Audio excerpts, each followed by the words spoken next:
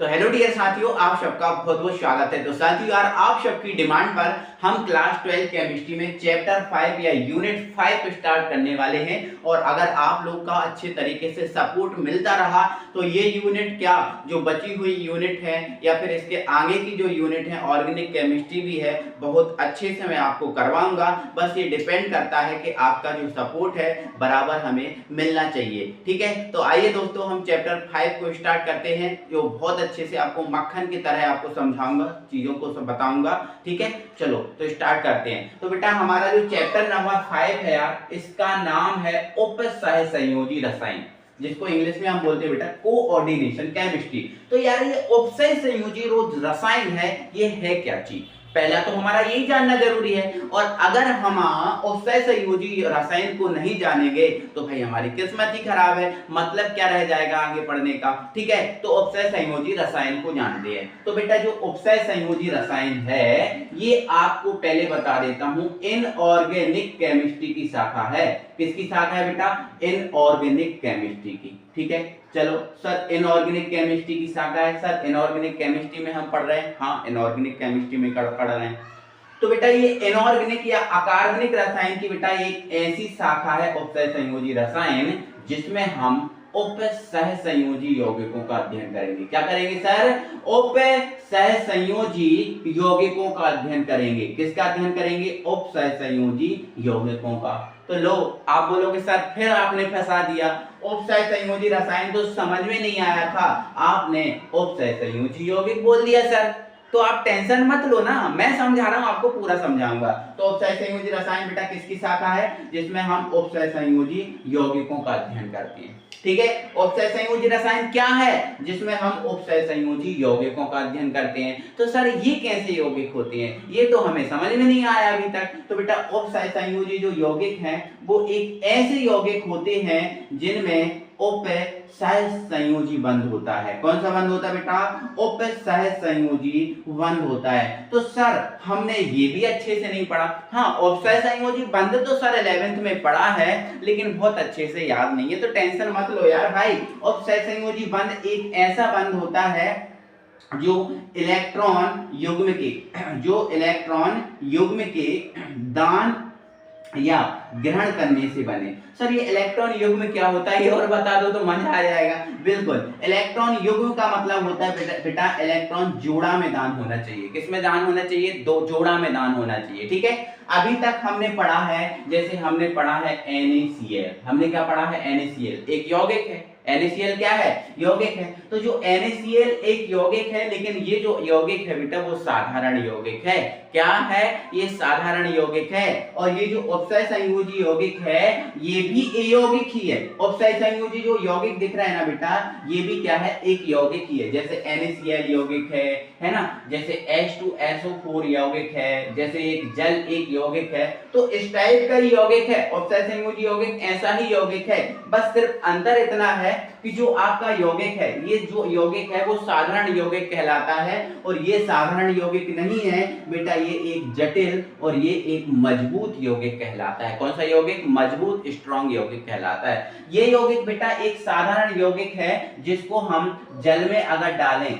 जल में अगर मिलाएं, इन यौगिकों को, साधारण यौगिक हैं जैसे NH4 है ना, Cl, और भी लिख दो, कई सारे लिख सकता हूं। ये एक ऐसे यौगिक हैं जिनको जल में डालने पर इनका जो है ना वियोजन हो जाता है। जल में डालने पर इनका वियोजन हो जाता है, मतलब जल में डालने पर ये टूट जाते हैं। लेकिन उपसय संयोजी यौगिक एक साधारण यौगिक नहीं है, ये जटिल यौगिक है। इसको जल में डालेंगे तो इसका जो वियोजन है वो नहीं होगा, वियोजन जो है वो नहीं होगा, क्योंकि ये जटिल यौगिक है। आप देखो, नमक को आप जल में डाल दो, नमक आपके घर में रखा होगा, नमक को आप जल में डालोगे, नमक जल में घुल जाएगा। बोलो घुल जाएगा?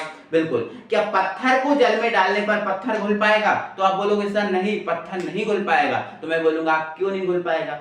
तो आप बोलोगे सर पता नहीं। तो मैं आपको बता देता हूं बेटा, पत्थर जो है एक जटिल यौगिक है, एक उपसय संयोजी टाइप का यौगिक है, इसलिए वो जल में नहीं घुलेगा। शक्कर को आप जल में डालोगे, शक्कर घुल जाएगी। क्या रेत को जल में डालोगे, क्या रेत घुलेगी? आप बोलोगे सर नहीं घुलेगी। तो क्यों नहीं घुलेगी? क्योंकि वो जटिल यौगिक है, वो उपसय संयोजी टाइप का यौगिक है। तो उपसय संयोजी यौगिक बेटे भाई यौगिक ही है, जो साधारण यौगिक है ऐसा ही यौगिक है, बट ये जटिल एक मजबूत यौगिक है जो साधारणतः जल में डालने पर वियोजित नहीं होता। तो क्यों नहीं होता सर वियोजित, ये क्यों वियोजित हो जाता है, ये क्यों नहीं होता, तो उसका भी रीजन सुन लो बेटा। जो ये इसलिए नहीं वियोजित होता क्योंकि इसमें उपसय संयोजक बंध होता है। ये इसलिए वियोजित हो जाता है क्योंकि इसमें आयनिक बंध होता है। कौन सा बंध होता है बेटा, आयनिक बंध होता है। और आयनिक बंध है बेटा एक एक इलेक्ट्रॉन के दान या ग्रहण करने से बनता है। ठीक है, आयनिक बंध जो कब बनता है, आयनिक बंध भी आपने 11th में पढ़ा होगा। आयनिक बंध एक एक इलेक्ट्रॉन के दान या ग्रहण करने से बनता है, इसलिए इसका आयनन हो जाता है, आयनित हो जाता है, टूट जाता है। और ये इलेक्ट्रॉन युग्म मतलब दो दो इलेक्ट्रॉन के दान करने या ग्रहण करने से बनता है, इसलिए ये नहीं टूटता, वियोजित नहीं होता। क्योंकि इस बंध से कोई अगर बंधा है तो वो एक मजबूत यौगिक है। और इन मजबूत यौगिकों का ही जिसमें हम अध्ययन करते हैं वो है उपसय संयोजी रसायन। और इस टाइप के यौगिक ही मैं आपको पढ़ाने वाला हूं।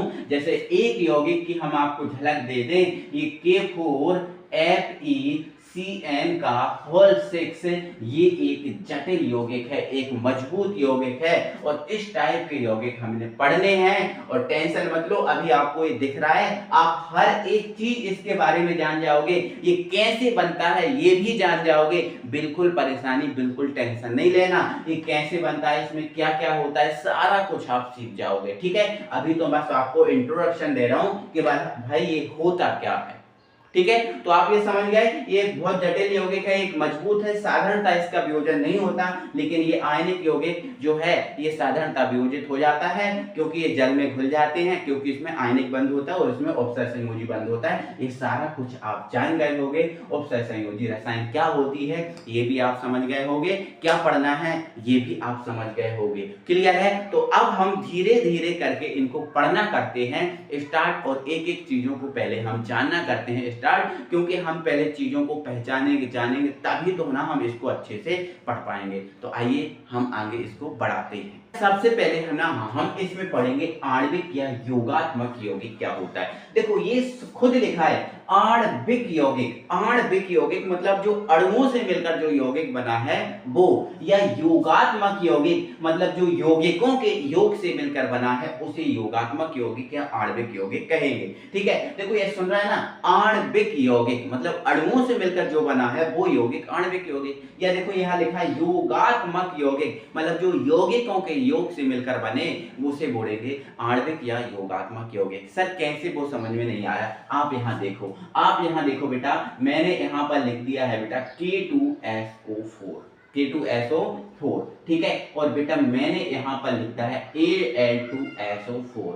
आप देखो यहाँ पर मैंने पोटेशियम सल्फेट लिखा है, मैंने यहाँ एल्यूमिनियम सल्फेट लिखा है, और मैंने यहाँ पर बेटा जल के अणु को मिलाया। ठीक है, मैंने यहाँ पर तीनों को मिलाया, पोटेशियम सल्फेट, एल्यूमिनियम सल्फेट और यहाँ जल। जब बेटा इन तीनों को मिलाएंगे तो तीनों का योग हो जाएगा। क्या हो जाएगा? योग। इसमें वो कोई प्रोसेस नहीं लगाना कि भाई ये कैसे बना, क्या हुआ, कुछ नहीं, बस योगात्मक है ना, योग बस कर दो ना बेटा, इनका योग बस कर दो। तो इनका जब हम योग करेंगे बेटा तो पहले हम क्या लिख देंगे K2SO4, योग बस करना है ना K2SO4, फिर हमने डॉट लगा देना है, फिर लिख देना है Al2SO4, Al2SO4। कुछ किया क्या? नहीं, डायरेक्ट जोड़ के लिखा है ना। फिर क्या लिखना है बेटा? H2O, बट इसमें बेटा 24 H2O होते हैं।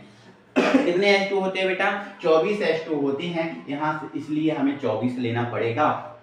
तो जो यहाँ पर यौगिक बना है बेटा वो एक आणविक या योगात्मक यौगिक है। बस योग से बना है, कुछ नहीं किया हमने, योग बस किया, इनको सबको जोड़ा है, बस ये यौगिक बन गया। और ये जो यौगिक बना है योग से बना है, इसलिए इसको हम योगात्मक या आणविक यौगिक बोलेंगे। और बेटा इसका नाम है फिटकरी। क्या नाम है बेटा? फिटकरी। तो आपसे बोला जाए फिटकरी क्या है तो आप बोल देना फिटकरी सर आणविक या योगात्मक यौगिक है। और बना के बताता हूं बेटा, मैंने यहां पर लिख दिया KCl, यहां पर बेटा लिख दिया है मैंने MgCl2, और यहां पर बेटा मैंने 6H2 लिख दिए जल के।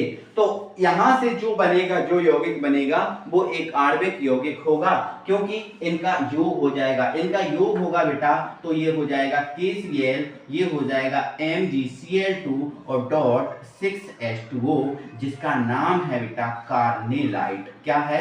कार्नेलाइट। तो ध्यान रखना, ये जो कार्नेलाइट है आपको सुना हुआ नाम लग रहा होगा, क्योंकि 11th में ये नाम आया था। कार्नेलाइट का सूत्र आपने पढ़ा होगा। तो ये जो है एक इंपॉर्टेंट नाम है कार्नेलाइट। ठीक है, तो ये कार्नेलाइट क्या है? बोल दोगे सर आणविक यौगिक है। और देखो आप बेटा, ये लिखा है मैंने FeSO4, ये लिखा है बेटा मैंने NH4 का होल ट्वाइस SO4, मतलब फेरस सल्फेट, अमोनियम सल्फेट, और बेटा मैंने इसमें 6 जल के अणु डाल दिए, तो ये आपका बन गया है FeSO4 डॉट NH4 का होल ट्वाइस, NH4 का whole twice SO4 dot 6H2O, और ये बन गया बेटा मोहर लवण। क्या बन गया है? मोहर लवण। ये मोहर लवण भी क्या है? आणविक यौगिक। तो बेटा मैंने ये क्यों लिखवाए हैं? मैंने फालतू में नहीं लिखवाए, ये इंपॉर्टेंट है, कहीं ना कहीं आपको काम आएंगे, इसलिए इनको याद रखना, इनके फॉर्मूले याद रखना कि भाई फिटकरी, कार्नेलाइट और मोहर लवण जो है ना वो आणविक यौगिक हैं। और आणविक यौगिक क्या होते हैं? जब दो या दो से अधिक यौगिकों को निश्चित अनुपात में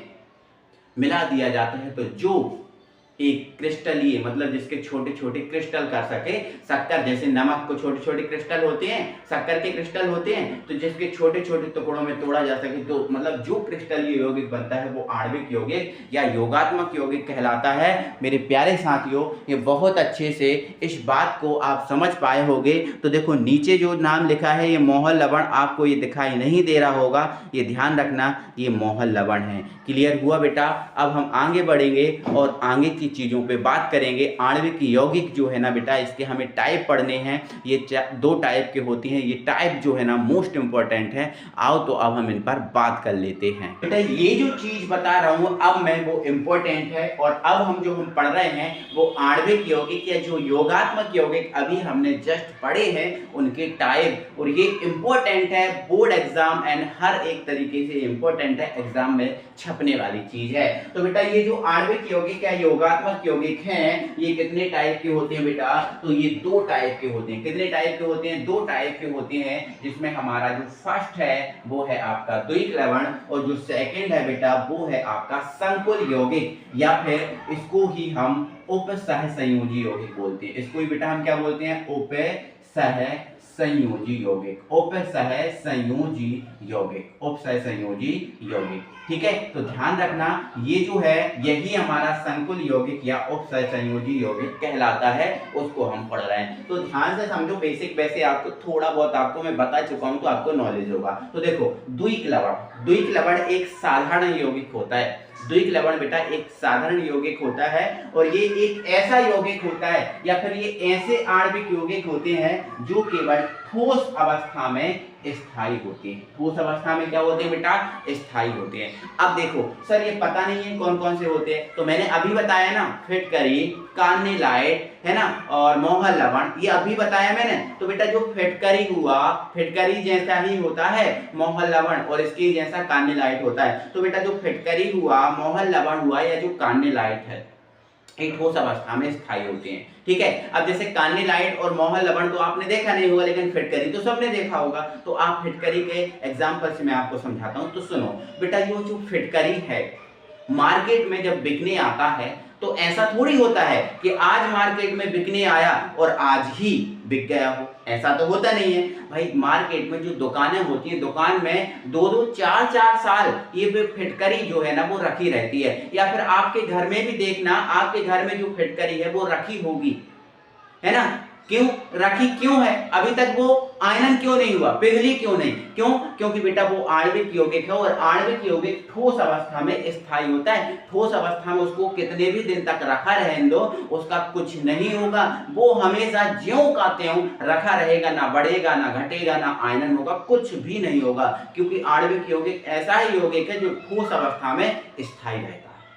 तो आणविक यौगिक जो ठोस अवस्था में स्थायी होते हैं, हमेशा स्थायी रहेंगे, किंतु जलीय विलयन में, कौन से विलयन में? जलीय विलयन, मतलब जल में जैसे ही हम इनको डालेंगे तो अपने आयनों में विभक्त हो जाएंगे। मतलब जैसे ही जो आपके घर में फिटकरी रखा है उसको जल में डालोगे ना, तो उस फिटकरी का आयनन हो जाएगा, वो अपने आयनों में टूट जाएगी और पिघल जाएगी। कब? जब जल में डालोगे, है ना, लेकिन ठोस अवस्था में स्थायी रहेगी। तो ये ऐसे आणविक यौगिक हैं जो ठोस अवस्था में हमेशा स्थायी रहेंगे, किंतु जलीय विलयन में अपने आयनों में विभक्त हो जाते हैं, वो द्विक लवण कहलाते हैं। एग्जैक्ट परिभाषा है, कोई इसमें कमी नहीं, 100% है। ठीक है, तो ये अपने आयनों में विभक्त हो जाएंगे। सर इसका क्या कारण है? तो बेटा ये आयनों में अपने इसलिए विभक्त हो जाते हैं क्योंकि जो आणविक यौगिक होते हैं उनमें आयनिक बंध होता है। कौन सा बंध होता है बेटा? आयनिक बंध होता है। और जिसमें आयनिक बंध होगा, जिसमें भी आयनिक बंध होगा, वो जल में डालने पर टूट जाएगा, जल में डालने पर विभक्त हो जाएगा। ठीक है, तो आयनिक बंध होता है इसलिए जल में डालने पर टूट जाते हैं। ठीक है, अगली बात, ये अपने सभी आयनों का परीक्षण देते हैं। सभी आयनों का परीक्षण से संबंधित सर क्या मतलब? मतलब ये है बेटा, जब सब आयनों में टूट जाएंगे, सबको अलग अलग अपन देख सकते हैं, समझ सकते हैं, मतलब ये सभी आयनों का क्या करते हैं? परीक्षण देते हैं। तो सर इसमें आते कौन कौन है? तो आज में बेटा इसमें 3 ही एग्जाम्पल आते हैं जो मैंने आपको बता दिए। पहला तो बेटा ये जो आपका आता है K2SO4, है ना, Al2SO4, ठीक है, .24H2O, ये आता है, जिसका नाम है बेटा फिटकरी। जिसका नाम क्या है? फिटकरी। ये रहा आपका फिटकरी। ये जो फिटकरी है, ठोस अवस्था में घर में कितने भी दिन तक रखे रहेगी, कुछ नहीं रहेगा, लेकिन जैसे ही हम इसको जल में डालेंगे, ये अपने आयनों में टूट जाएगी, आयनों में विभक्त हो जाएगी। तो के किस में टूटेगा? तो बेटा के आपको पता है के पर प्लस होता है, तो के प्लस में टूटेगा। बट कितने के हैं? 2 हैं, तो आगे लगा दो 2। ठीक है, SO4 किस में टूटेगा? तो सर SO4 पे 2 माइनस होता है, 2 माइनस में टूटेगा। सर Al किस में टूटेगा? तो बेटा Al पर 3 प्लस होता है ना, ये कितने हैं? 2 हैं। ठीक है, आगे लगा दो 2। ठीक है, अब फिर ये SO4, तो ये SO4 2 माइनस में टूटेगा। तो ये देखो सभी आयनों में टूट गए, सभी अलग अलग हो गए, लेकिन ये जो जल है ना, जल का कुछ नहीं होगा क्योंकि ये क्रिस्टल जल है। क्या है? ये क्रिस्टल जल है, ये अलग ही रहेगा। ठीक है, ठीक है, तो ध्यान रखना ये सभी जल जो है ना आयनों में टूट जाएगा और जल जो है वो जल में मिल जाएगा। ठीक है, तो ये आपका सभी आयनों में टूट गया, मतलब सभी आयनों का परीक्षण दे रहा है। ठीक है, इसी प्रकार बेटा जो अभी मैंने जस्ट आपको कार्निलाइट बताया था, क्या बताया था बेटा? एक कार्निलाइट बताया था ना, और एक मोहन लवण बताया था। ठीक है, तो ये जो FeSO4.NH4 का होल ट्वाइस SO4 है, जो क्या है बेटा? आपका मोहन लवण। यहाँ लिख दे रहा हूँ इसका नाम क्योंकि नीचे दिखेगा नहीं। ठीक है, ये मोहन लवण है। ये मोहन लवण भी ठोस अवस्था में बेटा स्थायी रहेगा, इसका कुछ भी नहीं होगा क्योंकि ठोस अवस्था में है। और जैसे ही हम ना बेटा इसको जल में डालेंगे तो अपने सभी आयनों में टूट जाएगा, मतलब Fe अलग हो जाएगा। Fe पर क्या होता है बेटा? यहाँ पर 2 प्लस है। SO4 पर क्या है? SO4 पर 2 माइनस है। ठीक है, इसके अलावा NH4 पर क्या है सर? तो NH4 पर बेटा प्लस है। और NH4 कितने हैं? 2 हैं, देखो 2 लगा है ना, 2। ठीक है, और ये SO4 2 माइनस। ठीक है, इसमें क्रिस्टल जल के बेटा कितने अणु होते हैं? 6 अणु होते हैं, तो इसका कुछ नहीं होगा, ये 6 अणु जमते हो। ठीक है, तो इसमें 3 एग्जाम्पल आते हैं। तो द्विक लवण में कौन कौन आता है? एक फिटकरी आता है, एक मोहन लवण आता है, और एक और आता है कार्निलाइट। तो अब इनका वियोजन समझ गए हो तो उसका भी आप समझ गए हो। ऐसे ही उनको अलग अलग करना है, बस और कुछ नहीं है ना। तो समझ गए। तो ये 3 एग्जाम्पल आएंगे, आपको एग्जाम में पूछा जाएगा, मोहन लवण इनमें से कोई नहीं है। तो भाई ये 3 देगा और 3 के अलावा जो भी अलग देगा वो मोहन लवण नहीं होगा, क्योंकि मोहन लवण आपको 3 ही बताए हैं, 3 ही आएंगे, 3 ही पूछे जाएंगे। ठीक है, तो ध्यान रखना कि भाई सॉरी द्विक लवण आपके कितने होते हैं? 3, एक फिटकरी, एक कार्निलाइट और तीसरा मोहन लवण। तो ये याद रखना द्विक लवणों के तीनों एग्जाम्पल। ठीक है, चलो, तो ये द्विक लवण हो गया खत्म।